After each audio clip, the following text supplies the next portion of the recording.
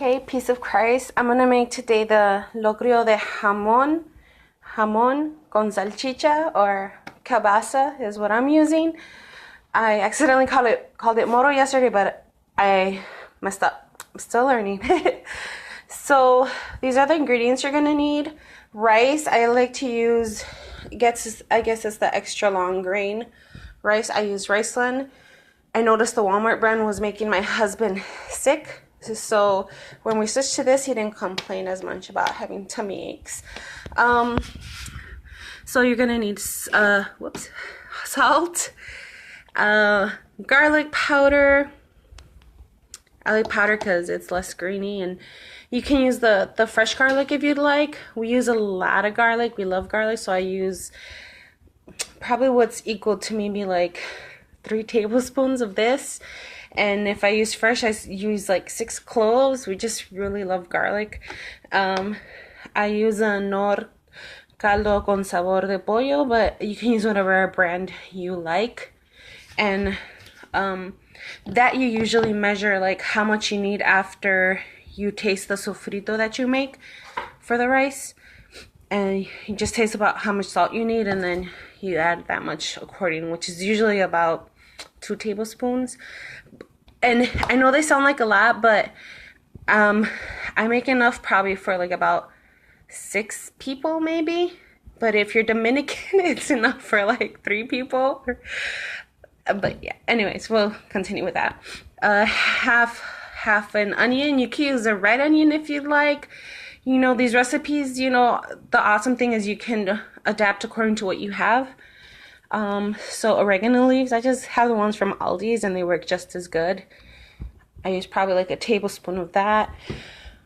Like I said, kielbasa, you can use whatever mark you like, but this is what I found at a good price. Ham steak, whichever ham steak you like, just use that ham steak.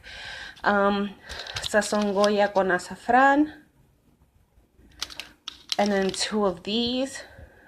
I just put tons of flavor in here because that's what my husband likes, so that's what he gets. We have the black pepper, whatever black pepper you use. That's also from Aldi's.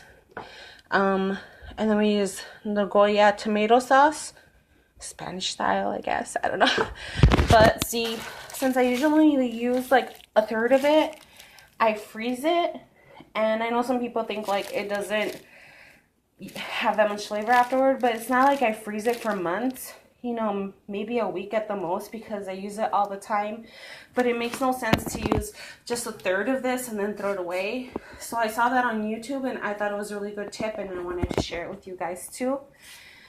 And usually with this rice or locrio, you use a plantain maduro. So this is it looks like this, but it's still good. And for those of you who know, it's gonna come out tasting sweet. So you're gonna slice that and then fry it.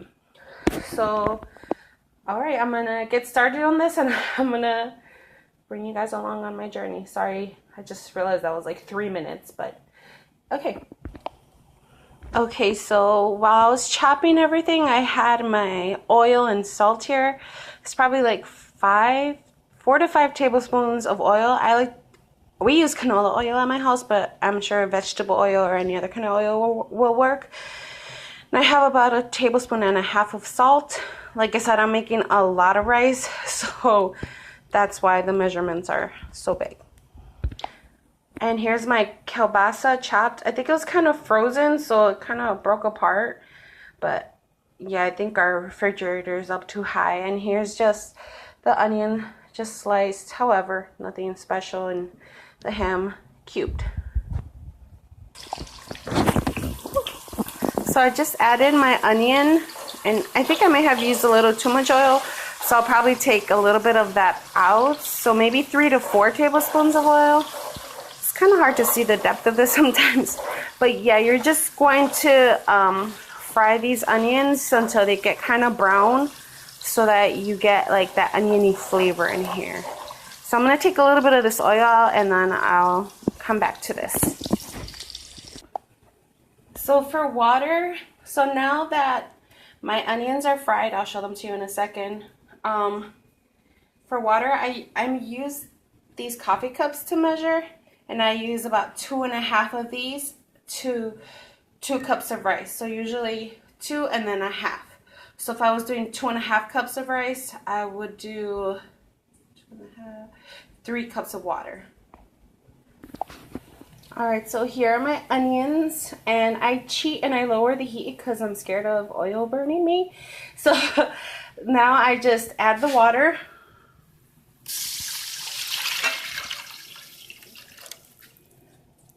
So it looks like that. Normally it would crackle and everything everywhere. So if you use fresh garlic, you would actually put it in with the onion.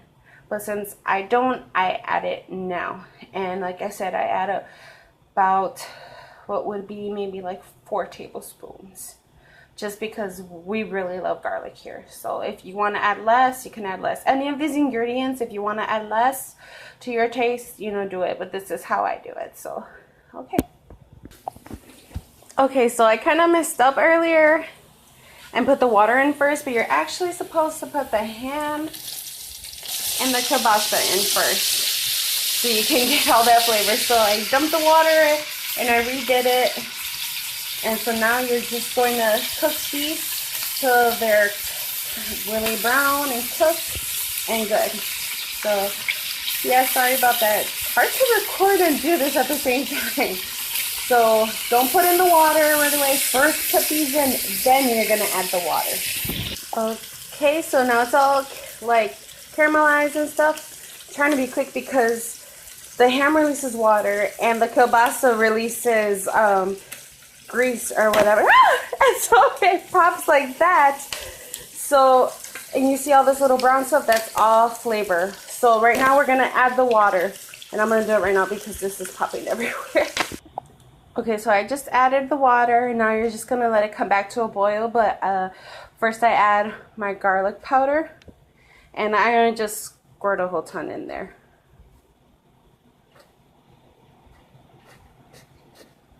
Okay, and mix, and then just let it come to a boil. I think I'm gonna add a little more because, like I said, I put a lot.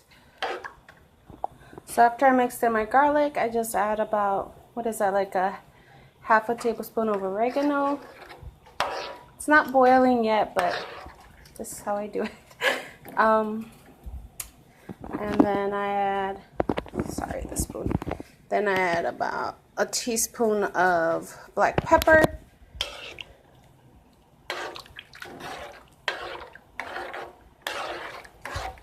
And let it cook a little longer. So now that it's started to simmer, I'm going to put in all 3 packets of Goya.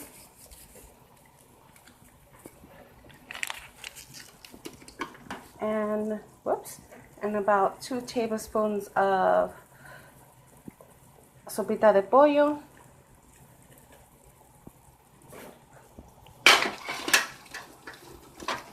And the tomato sauce. Mine is frozen right now in this case, but you can use fresh from, you can use fresh or you can use the lata. And then you just mix it all and let it come to a boil. And once it boils, I like to let it simmer a little bit just so the flavors infuse really well. But I'm going to cut the video off here.